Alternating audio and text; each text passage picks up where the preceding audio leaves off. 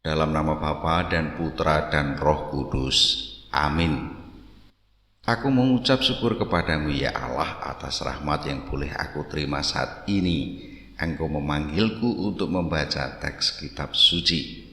Semoga semuanya meresap di dalam kehidupanku demi Kristus Tuhan dan pengantara kami. Amin. Dalam nama Bapa dan Putra dan Roh Kudus. Amin.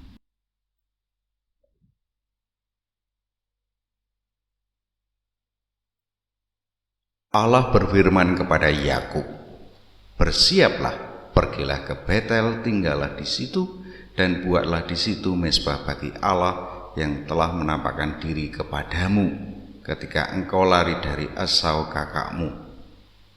Lalu berkatalah Yakub kepada seisi rumahnya dan kepada semua orang yang bersama-sama dengan dia, "Jauhkanlah dewa-dewa asing yang ada di tengah-tengah kamu, tahirkanlah dirimu dan tukarlah pakaianmu. Marilah kita bersiap dan pergi ke Betel. Aku akan membuat mezbah di situ bagi Allah yang telah menjawab aku pada masa kesesakanku dan yang telah menyertai aku di jalan yang kutempuh." Mereka menyerahkan kepada Yakub segala dewa asing yang dipunyai mereka dan anting-anting yang ada pada telinga mereka. Lalu Yakub menanamnya di bawah pohon besar yang dekat Sikem. Sesudah itu berangkatlah mereka, dan kedahsyatan yang dari Allah meliputi kota-kota sekeliling mereka, sehingga anak-anak Yakub tidak dikejar.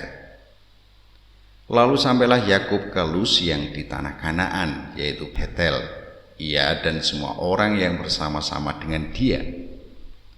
Didirikannya lah mezbah di situ dan dinamainya lah tempat itu El Betel, karena Allah telah menyatakan diri kepadanya di situ ketika ia lari terhadap kakaknya. Ketika Deborah, inang pengasuh Ribka mati, dikuburkanlah ia di sebelah hilir Betel di bawah pohon besar yang dinamai orang pohon besar penangisan.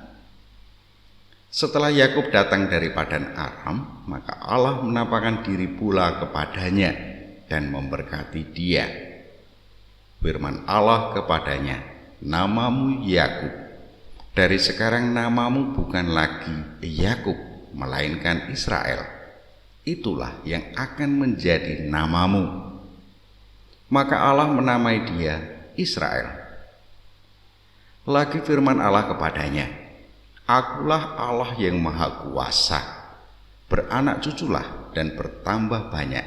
Satu bangsa, bahkan sekumpulan bangsa-bangsa akan terjadi daripadamu, dan raja-raja akan berasal daripadamu.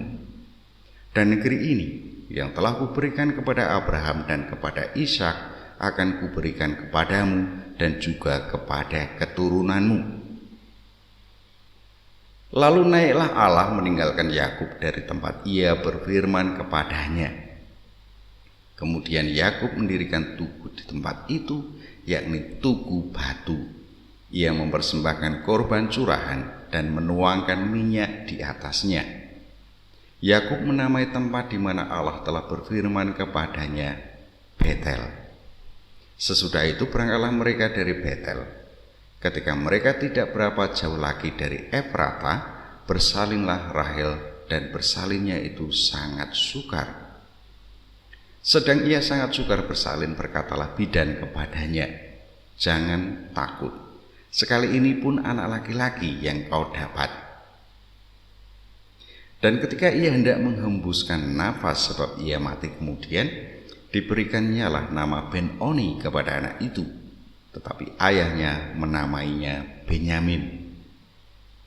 Demikianlah Rahel mati, lalu ia dikuburkan di sisi jalan ke Efrata, yaitu Betlehem. Yakub mendirikan tugu di atas kuburnya. Itulah tugu kubur Rahel sampai sekarang. Sesudah itu berangkatlah Israel, lalu ia memasang kemahnya di seberang Migdal Eder. Ketika Israel diam di negeri ini, terjadilah bahwa Ruben sampai tidur dengan Bilha gundi ayahnya, dan kedengaranlah hal itu kepada Israel. Adapun anak-anak lelaki Yakub 12 orang jumlahnya. Anak-anak Lea ialah Ruben, anak sulung Yakub, kemudian Simeon, Lewi, Yehuda, Isakar, dan Zebulon. Anak-anak Rahel ialah Yusuf dan Benyamin. Dan anak-anak Bilha, budak perempuan Rahel, ialah Dan serta Naftali. Dan anak-anak Silpa, budak perempuan Lea, ialah Gad dan Asher. Itulah anak-anak lelaki Yakub yang dilahirkan baginya di Padan Aram. Lalu sampailah Yakub kepada Ishak ayahnya di Mamre dekat Kiryat Arba. Itulah Hebron, tempat Abraham dan Ishak tinggal sebagai orang asing. Adapun umur Ishak 180 tahun. Lalu meninggallah Ishak. Ia mati dan dikumpulkan kepada kaum leluhurnya. Ia tua dan suntuk umur, maka Esau dan Yakub anak-anaknya itu menguburkan dia.